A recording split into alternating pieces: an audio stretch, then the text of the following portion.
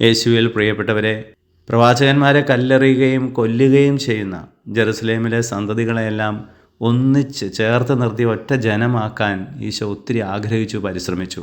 അത് നടക്കാതെ വന്നതിൻ്റെ വേദന, വിലാപമായി ഇന്നത്തെ വചനത്തിൽ നാം കാണുകയാണ്. അതേ ജെറുസലേമിൽ വെച്ച് തന്നെയാണ് ഈശോയും ക്രൂരമായ പീഡനങ്ങൾക്ക് ഇരയായി കുരിശിൽ മരിക്കേണ്ടി വന്നതും. പ്രിയപ്പെട്ടവരെ, ഇന്നും ഈശോ ആ വിലാപം തുടരുന്നുണ്ട്, നമ്മെ ഓരോരുത്തരെയും നോക്കിക്കൊണ്ട്. നമ്മുടെ മനസ്സിനുള്ളിൽ നമ്മൾ ഒത്തിരി പേരെ കല്ലെറിയുന്നുണ്ട്, ഒത്തിരി പേരെ നമ്മൾ കൊല്ലുന്നുണ്ട്.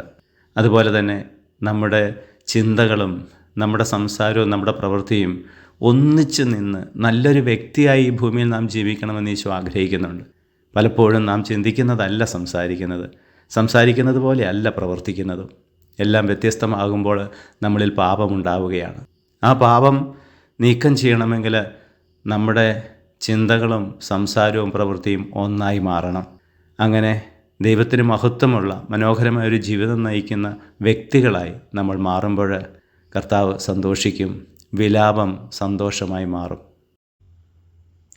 സ്നേഹനാഥനായ ഈശോയെ, ഞങ്ങൾ ചിന്തിക്കുന്നത് പോലെ തന്നെ സംസാരിക്കുന്നത് പോലെ പ്രവർത്തിക്കുവാനും ഞങ്ങളെല്ലാവരെയും അങ്ങ് അനുഗ്രഹിക്കുമാറാകണമേ, ഇപ്പോഴും എപ്പോഴും എന്നേക്കും. ആമേൻ.